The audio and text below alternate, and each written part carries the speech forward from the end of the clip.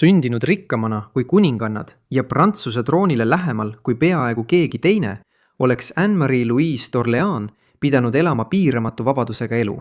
Selle asemel muutis tema tohutu varandus ta poliitiliseks trofeeks, kuninglikuks ohuks ja lõpuks naiseks, kes jäi võimu, skandaali ja üksinduse lõksu. See on Euroopa rikkaima pärijanna traagiline lugu ja sellest, kuidas ta lõpuks jäi isoleerituks, pagendatuks ja üksi.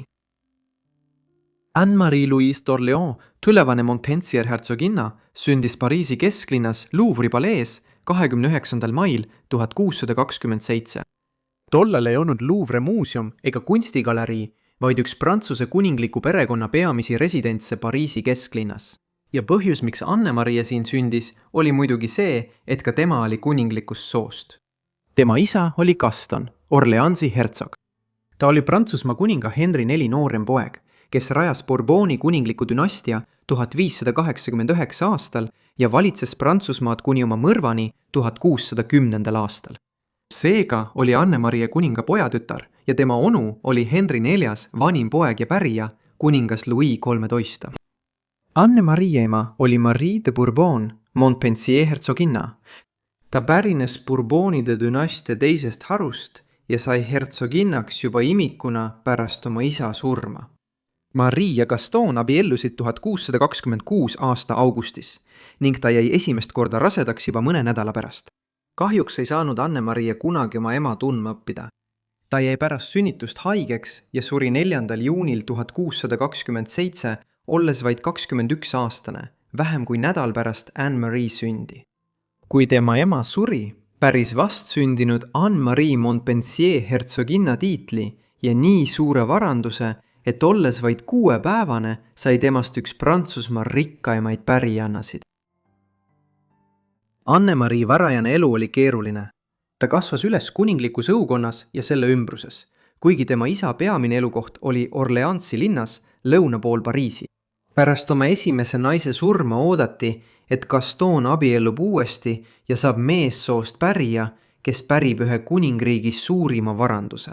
Selle asemel alustas ta järgnenud aastatel suhet Lothringi Margaritiga ja abiellus temaga salaja 1632. Aastal pärast seda, kui tema vend Louis XIII keeldus sellele abielule luba andmast.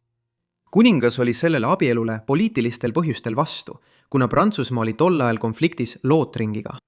Kui uudis nende liidust jõudis kuninglikku õukonda, avaldati Gastonile survet abielu tühistamiseks. Lapsena elas Anne-Marie Tuileries palees oma kasvataja hoole all, kes jälgis tema haridusteed ning õpetas talle lugemist ja kirjutamist. Kui tulevane Louis XIV sündis 1638 aasta septembris, teatas 11-aastane Anne-Marie, et abiellub temaga kunagi, kutsudes hellitavalt vastsündinut oma väikeseks meheks, mis pakkus kuninglikule õukonnale palju lõbu. Tema märkused tõid talle aga noomituse nii Louis XIII kui ka kardinal Richelieu'lt. Samal ajal olid tema isal teised ambitsioonid ja ta lootis tütre panna paari teise kuningliku sugulasega, kuid sellest ei tulnud midagi välja. 1643. Aasta varasuvel abiellus Gaston lõpuks uuesti oma armastatu Margaritega. Kui Louis XIII oli suremas, andis ta lõpuks oma vennale loa seadustada liit, millele ta oli kaua vastu olnud. See oli Anne-Marie jaoks äärmiselt oluline, sest kõigi nende aastate jooksul ei olnud Gaston suutnud saada ellu jäänud meesjärglast. Gastonil ja Margaritil sündis mitu last, kuid kõik nende järeltulijad olid tütred, välja arvatud üks poiss. See oli Jean Gaston, Valois hertsog. Kahjuks suri ta 1652 aasta augustis, kui ta oli 2-aastane dehüdratsiooni ja teiste tüsistuste tõttu, mille põhjustas raske kõhulahtisus. See tähendas, et Anne-Marie, kui oma isa vanim tütar, pärib ühel päeval tema suured valdused ja tiitlid, muutes ta üheks ihaldusväärsemaks printsessiks Euroopas. Kuid tema teod viivad ta peagi palju tumedamale teele. Aastaks 1652, kui tema väike vend Augustis suri, oli Anne-Marie endale Prantsusmaa poliitikas juba üsna nime teinud. See oli seotud kodusõjaga, mis riigis parasjagu käimas oli. Juba mais 1643 oli Anne-Marie 4,5-aastane nõbu pärinud oma isalt Prantsusmaa kuninga trooni ning saanud kuningas Louis XIV. Ta oli valitsemiseks liiga noor veel mitmeks aastaks ning Prantsusmaa oli tol ajal 30-aastases sõjas Austria ja Hispaania Habsburgide vastu. Sõja rahastamiseks kehtestatud kõrged maksud ja tõhusa kuninga puudumine viisid 1648 aastal haripunkti, kui Pariisis puhkesid ülestõusud, mis levisid ka teistesse suurematesse linnadesse. Frondeks nimetatud kodusõda kestis erinevates etappides 5 aastat. Fronde ajal sai Anne-Marie kurikuulsaks oma kahtlustatavate sümpaatiade tõttu mässuliste vastu. Kuid tema lojaalsus oli palju keerulisem, kui paljud arvasid. Mässu varastel aastatel toetas ta avalikult Bordeaux mässuliste juhte ja reisis isegi ise sinna. Kuid hiljem aitas ta dramaatiliselt vahendada rahu mässulise linna ja kuningliku valitsuse vahel. Seejärel, kui 1652. aastal puhkes uus rahutus, reisis Anne-Marie Orleani ja püüdis seal mässulistega läbi rääkida. Kuid kui ta kohale jõudis, olid linnaväravad suletud ja võimud keeldusid teda sisse laskmast. Kiildudes tagasipöördumisest, ületas ta jõe paadiga, ronis kaitserajatiste üle nagu kass ja lipsas väravas oleva prao kaudu sisse. Varsti pärast seda viidi teda võidukalt läbi tänavate ja temast sai ülestõusu mitteametlik juhtkuju. Hiljem naasis Anne-Marie Pariisi, kus ta sidus oma saatuse jäädavalt ülestõusuga ja kujundas oma maine mässuliste liitlasena. 2. juulil aastal 1652 Faubourg Saint-Antoine'i lahingu ajal kurikuulsa Bastiili kõrguvate müüride all linnas. Ta astus šokeeriva sammu, andes käsu kindluse kahuritel tulistada kuninglike vägede pihta, toetades Louis'd, Condé printsi, valitsuse kõige ohtlikumat vaenlast ja omaenda kuninglikku sugulast. Vaatamata tema sekkumisele mäss suruti maha. Kuna kuningameelsed olid võidukad ja tema maine hävinenud, oli Anne-Marie sunnitud Pariisist põgenema. Frond kukkus lõpuks järgmisel aastal kokku ja noor Louis XIV oli seejärel kindlalt otsustanud, et ükski väljakutse kuninglikule võimule ei ohusta teda enam kunagi. Kuigi Anne-Marie oli asunud mässuliste aadlikke nagu Condé printsi poolele, mitte aga lihtrahva, ei unustatud tema tegusid. Ja peagi leidis Prantsusmaa rikkaim pärijanna end elamas paguluses, eraldatuna säravast õukonnast, mida ta kunagi oli armastanud. Anne-Marie tegevus Fronde ajal muutis igasuguse tagasipöördumise õukonda võimatuks. Võidukate kuningameelsete poolt ohtlikuks mässajaks tembeldatuna põgenes Anne-Marie pagulusse Burgundias asuvasse Saint-Fargeau kaugesse lossi.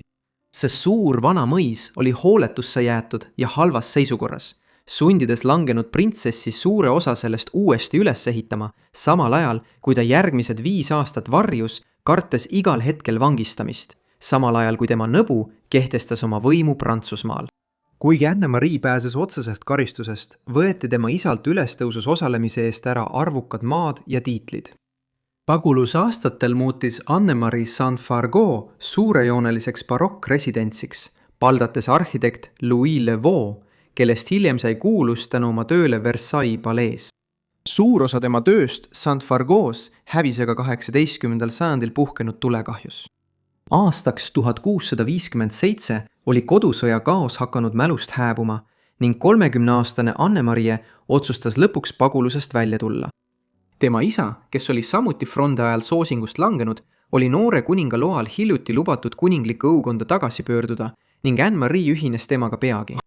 Õukonnas peeti Anne-Mariet aadlike ja isegi tema pereliikmete poolt, kes polnud teda aastaid näinud, üsna kenaks naiseks, kuid vaevalt Prantsuse õukonna kaunitariks. Kuid selle, mis tal glamuuri poolest puudu jäi, korvas ta kuhjaga oma rikkusega. Ta oli juba üks rikkamaid naisi Prantsusmaal, kuid pärast oma isa surma kasvas tema tohutu varandus veelgi suuremaks. Ta suri 2. veebruaril 1660, olles 51 aastane. Kuigi paljud tema valdused konfiskeeriti 1652. aastal seoses tema osalemisega kodusõjas, päris Anne-Marie pärast tema surma tohutu hulga maid, talusid, losse ja mõisaid. Ühe ööga sai kunagi pagendatud mässulistest printsessist üks ihaldatumaid vannalisi naisi kogu Euroopas ning kõik kuninglikud õukonnad jälgisid nüüd tähelepanelikult, kes võiks abielluda Euroopa ja võib-olla kogu maailma rikkaima pärijannaga. Kui tema isa 1660 aastal suri, oli Anne-Marie, keda nüüd tunti laialdaselt kui La Grande Mademoiselle'i ehk suurt daami, 32-aastane ja endiselt vallaline, mis oli tema seisuse printsessi jaoks peaaegu skandaalne. ajastul, mil aadlipreilid abielluti sageli 15 või 16 aastaselt, oli Euroopa rikkaim pärijanna kuidagi suutnud aastakümneid vallalisena püsida. Frondi kaos ja Anne-Maria pagulusaastad seletavad osaliselt, miks ta oli 1660 aastaks endiselt vallaline. Kuid tegelik lugu oli veelgi erakordsem. Aastate jooksul olid printsid ja kuninglikud kosilased jahtinud tema tohutut varandust, kuid korduvalt kukkusid läbirääkimised läbi või keeldus Anne-Marie ise abielust. Näiteks 1646 aastal tehti ettepanek, et Anne-Marie abielluks pärast oma naise, Hispaania Maria Anna surma, Saksa-Rooma keisri Ferdinand IIIga. Selline abielu Louis XIV nõbu ja Habsburgide impeeriumi valitseja vahel oleks võinud aidata tugevdada rahuläbirääkimisi 30-aastase sõja viimastel aastatel. Lõpuks aga läbirääkimised kukkusid läbi. Ferdinand abiellus selle asemel 1648 aastal Austria Maria Leopoldinega ja hiljem Eleonora Gonzagaga. Seejärel olid Fronde ja Anne-Marie pagulusaastad peaaegu hävitanud tema abielu väljavaated, kuid pärast tema naasmist õukonda 1657 aastal sai Euroopa rikkaimast pärijannast äkitselt taas ihaldusväärne pruut. Ühes ettepanekus pakuti isegi, et ta abielluks Philippe Esimega, Orleansi hertsogiga, oma esimese nõbu ja Louis XIV noorema vennaga. Kuid Philippe oli Anne-Marie'st 13 aastat noorem, tuntud oma ebaküpsuse poolest ja oli endiselt sügavalt kiindunud oma emasse. Nii et Anne-Marie lükkas selle abielu ettepaneku tagasi. Lõpuks abiellus Philippe Henrietta Anne Stuartiga, kes oli Inglismaa kuninga Charles II õde. Aastate jooksul oli samuti arutatud Anne-Marie abiellumist Charlesiga tema pagulusaastatel mandril.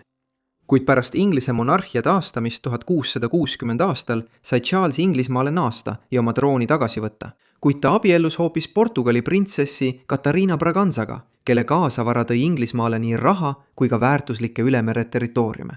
Samuti oli Portugali kuningasoo liige Anne-Marie viimane tõsisem kosilane. 1663. Aastal tegi Louis XIV ettepaneku, et ta abielluks Portugali Afonso VIga. See ettepanek ehmatas teda aga väga. Afonso oli Anne-Marie'st 16 aastat noorem, füüsilise puudega ning laialdaselt peeti teda ebastabiilseks ja ebaküpsuseks. Anne-Mariel polnud mingit soovi Prantsusmaalt lahkuda, et abielluda noore välismaa kuningaga kauges Lissabonis. Kuigi ta lükkas kõik osjad tagasi või need luhtusid, alustas Anne-Marie peagi armulugu, mis paiskus üheks tema elus suurimaks skandaaliks. 1660. aastate lõpus armus Anne-Marie Antoine Lombard de Cuminisse, esimesse Lausone'i hertsogisse. Ta pärines vaesunud Prantsuse väikearistokraatide perekonnast ja oli tõusnud õukonnas kuulsuse ja võimuni tänu oma rollile diplomaadina Hispaanias. Pärast mitmekuulist kurameerimist palus Anne-Marie oma nöölt, kuningalt, luba abielluda Lausoniga. Kuningliku õukonna üllatuseks nõustus Louis alguses ning nad pidid abielluma Pariisis 1670 aasta detsembris. Kuid vaid mõned päevad enne tseremoonia toimumist muutis kuningas ootamatult oma otsust.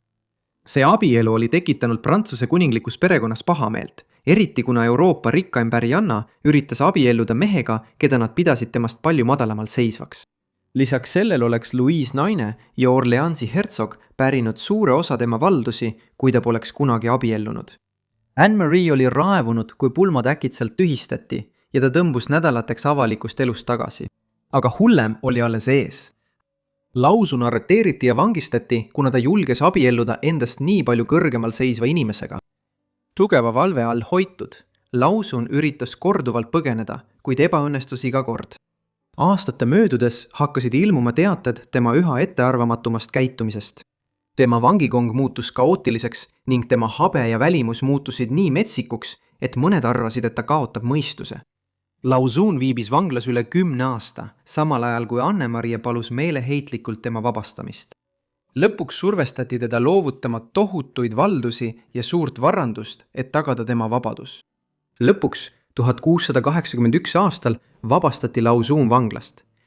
Varsti levisid kuulujutud, et paar oli salaja abiellunud, kuid vangla-aastad olid teda muutnud. Tuline armulugu, mis kunagi oli Prantsuse õukonda šokeerinud, oli nüüd vaid tuhk. Pärast enam kui 10 aastast lahusolekut, kibestumist ja alandust oli nende armusuhe sisuliselt läbi. Anne-Marie jäi 1670. aastate sündmustes pettunuks ning veetis üha rohkem aega õukonnast eemal Luksemburgi palees, teises suures kuninglikus residentsis Pariisi äärelinnas, mille ta päris pärast oma kasuema Lorraini Marguerite'i surma 1672 aastal. 1680. aastateks oli ka Prantsuse õukond Pariisist lahkunud, kolides Louis XIV käsul Versaillesse. Suur mademoiselli nähti seal harva. Selle asemel elas ta vaikset, mõnevõrra eraklikku elu ja suri Palais du Luxembourgis 5. aprillil 1693, olles 65-aastane. Vahetult enne oma surma soovis Lausun teda näha, kuid uhke suur mademoiselle keeldus temast. Tema suurimad valdused ja maad, mida oli vähendatud, et maksta hertsogi vabastamise eest 12 aastat varem, läksid suuresti tema nõule, Orleansi hertsogile.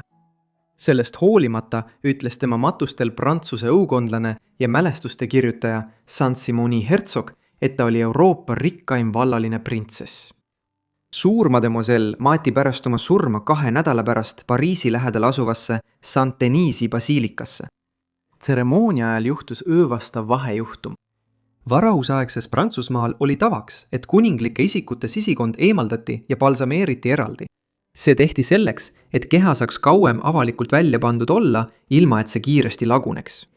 Sisikond asetati seejärel urni ja maeti koos kehaga matuste ajal. Montpensier hertsoginna puhul hakkasid tema sisikond käärima ja neid hoidnud urn plahvatas matustel, tekitades roiskunud lõhna, mille tõttu paljud külalised põgenesid kirikust. See oli halb lõpp naisele, kes sündis tohutu rikkuse, kuningliku vere ja kõigi ettekujutatavate eelistega, kuid veetis suure osa oma elust lõksus just selle võimu ja privileegi tõttu, mis pidid ta puutumatuks tegema.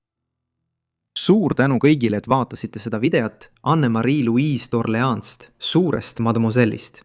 Loodan, et see oli teie jaoks huvitav.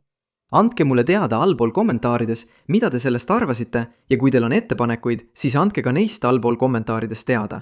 Loodan, et olete minu kanalit tellinud ja teavitusmärguanded sisse lülitanud, et saaksite kõik minu videod kohe, kui need üles laen. Igatahes see on kõik minu poolt, nii et kohtume järgmises Forgotten Lives'i osas. Aitäh